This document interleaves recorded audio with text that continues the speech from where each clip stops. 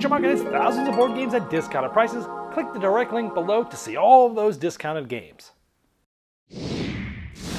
Hello my friends, today we're going to be building towers from the bottom to the top. We're going to be putting roofs on there, but then other people are going to be building on top of our roofs, sometimes ourselves. We're going to be trying to build up to move up different tracks to score points, building by parks, building in different districts. Today we're taking a look at Tower Up, sort of a city building, tower building game. Think of it as Ticket to Ride meets Manhattan. Let's take a look. I'll show you how it's played, and I'll see you on the other side.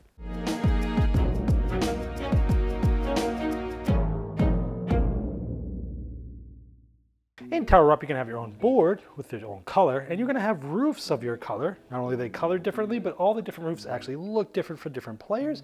And you're going to be using building blocks of these three different colors, gray, white, brown, and black, to collectively build things on a common board.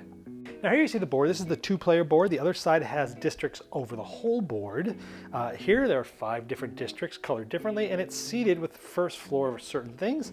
And we also have this nice cool little thing that comes out of the box. It helps hold the cards and helps hold all the pieces.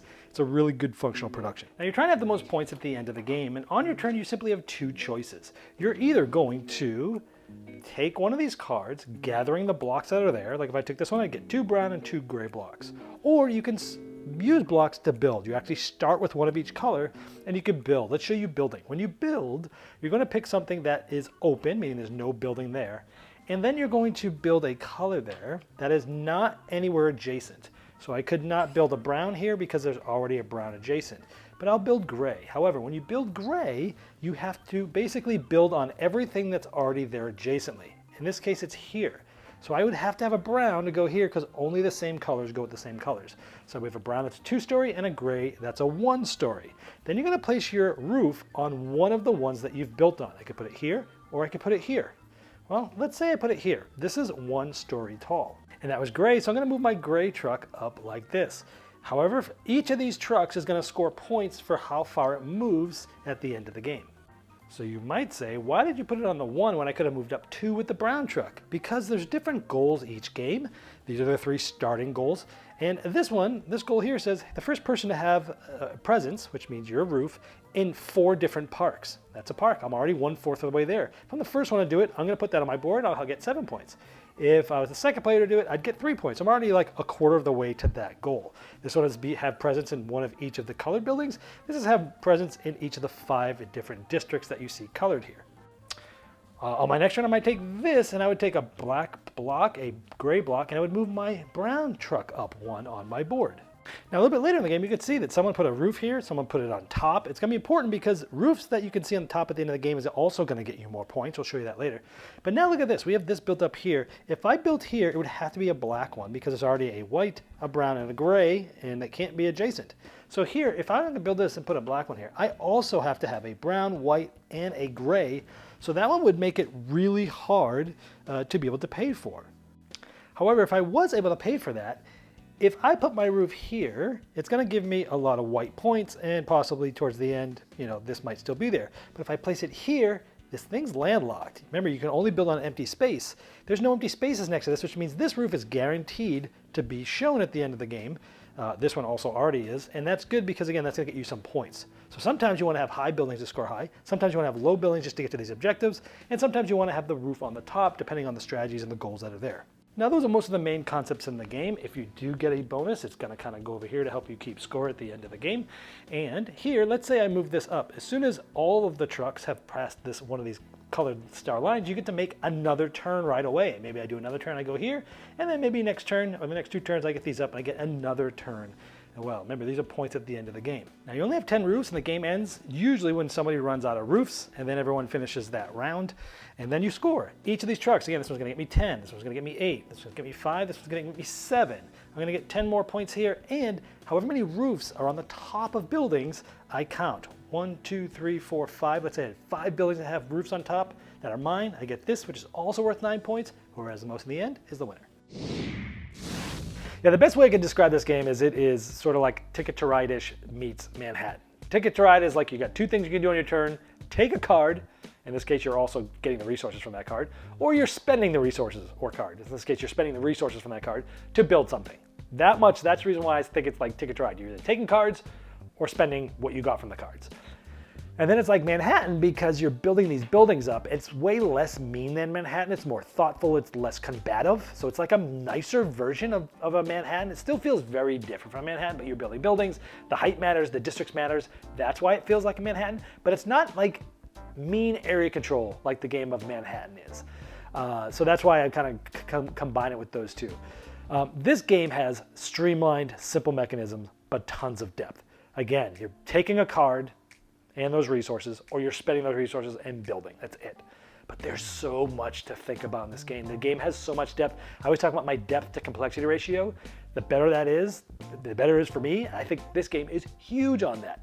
The rules is basically it's like 2 pages essentially. It's really easy, but there's so much to think about. So many tactics to deploy.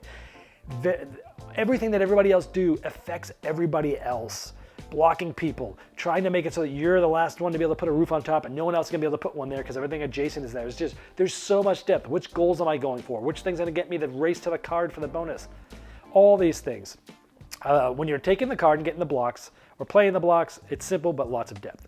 Now, I like that when you're building, it has to be adjacent to a different color. That brings out things where it's like, from an abstract perspective, it's very thoughtful. You're like, oh, I want to build a gray here, but I can't because there's already a gray here, but maybe I can build on that side of that other one.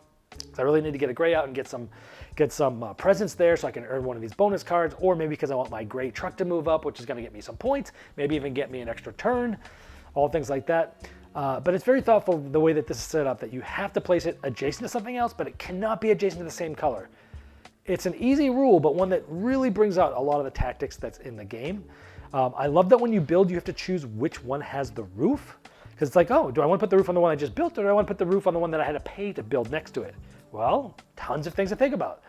How many floors are both of them? Do I want to get the points by putting on a tall floor, but that doesn't give me presence in the one that I really need to be in presence for some of these bonus cards that I'm racing for? Or I'm going to be the last one for that race, so now I'll take the points and I'll get that color later, right? There's lots of interesting things that you're thinking about, even though the game is so simple. Higher towers give you more points, but the shorter towers help you complete goals. And I love that because they're always in odds. Most of the time, they're in odds with each other. Do you want the points or do you want the goals, which is also going to give you points, right?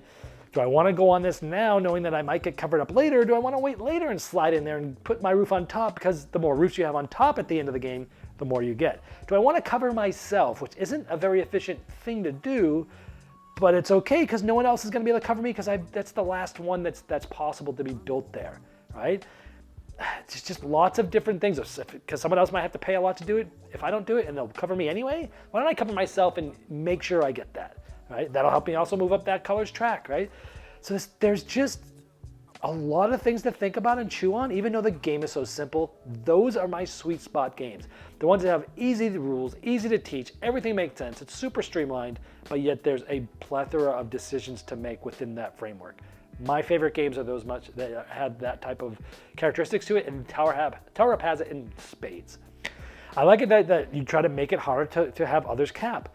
So like you place something on a building that is next to a bunch of buildings, and then it's like, well, I'll put my thing here, even though it only has one level 1 building. If someone else wants to cap it and put something on top of me, they're gonna have to spend 4 different things. They're probably not gonna really want to do that. So you're finding opportunities based upon that. This reminded me a lot of a game that came out recently called Skyrise. That was like an auction game, but you're also building and you're also abstracting, trying to like force it so that no one else can go there. You're forcing things to when you'll get another turn in a row. You're forcing all these things. This game had a lot of similarities, but at the same time still felt very different from Skyrise. This one's more streamlined, quicker, easier to get to the table, shorter. I probably like this one better, even though that one had a lot of interesting concepts as well. I like that you're thinking a couple turns ahead, just like an abstract game. You're like, oh, I might go here, which the next time might let me go here, and that might make them want to go here, which then I'll go here. It has that sort of that trapping of an abstract game that makes you go, okay, I got to think 2 or 3 turns ahead because it is sort of an abstract game in that regard, and I like that aspect of it. I like timing the extra turn. So every time you get all your trucks on your mat, past a certain line with the stars, you get an extra turn. Sometimes you're purposely waiting for the right time to take 2 turns in a row. It's like, ooh, that card showed up. I'm going to go here and build. That's going to put this here, get me extra turn. Now I'm going to get that card before somebody else can build it because everyone's been waiting for a card with Brown to come up. I like that. You're sort of like manipulating the timing of when that happens. It's great. The game scales well. I love that they have a 2-sided board. One of them is a 2-player board, which is great, and the other one's for 3 or 4 players. I love that. And I also like in games that you can manipulate the end game, where it's like, oh, you know what? I could end it right now and build, or I could wait another turn and just get some things and try to get some more. I always like it when you can manipulate the end game timing. This allows you to do that. I don't have a lot of negative things to say about this game. I think it's absolutely fantastic. The only thing I can say is that it can be analysis paralysis inducing, and that becomes worse at higher player counts, where, especially like in a 4-player game, 3 other things are going to happen before it's your turn again. And so when you are planning a couple turns ahead, where the district's bigger, right, than the 2-player board, but more things are going to happen. And so now it's like, oh, I was going to go there. My last turn I got this, so I could go there, but someone else went there. Now I have to rethink my whole turn. Well, guess what? Now it's the next player's turn and the next player's turn. And I had been rethinking my turn the whole time, but now what they did made me rethink. So a lot of times you do need to think a couple turns ahead, but also you have to be able to pivot. And sometimes that is going to cause people to have to go, sorry, I got to rethink my whole entire turn. This person went where I went. It happens in a lot of games, but it can happen here. If you have someone in your group or you're one of those people that gets analysis paralysis often, this game could be prone to that by people taking where the place where other people wanted to go. But other than that, I don't have a lot of negative things to say. This game is fantastic. And for all those reasons, it's getting an award I don't give out often these days. It's called my Saxophone Serenade. If I like a game enough, then I feel like I want to keep this game in my gaming library. I've got to find a game to get rid of that, because it's 1 in, 1 out here, that has the same box size, that's in this sort of same weight of game, which is typically hard to do these days. So I am keeping Tower up for all these reasons. So it's getting a Saxophone Serenade. Let's hit it.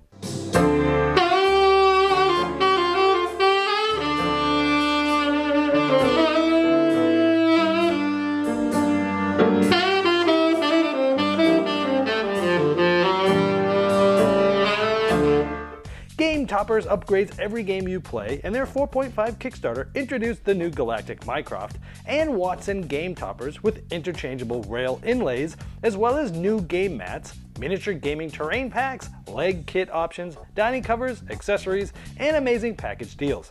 The campaign recently ended, but it's not too late to pledge late at GameToppersLLC.com.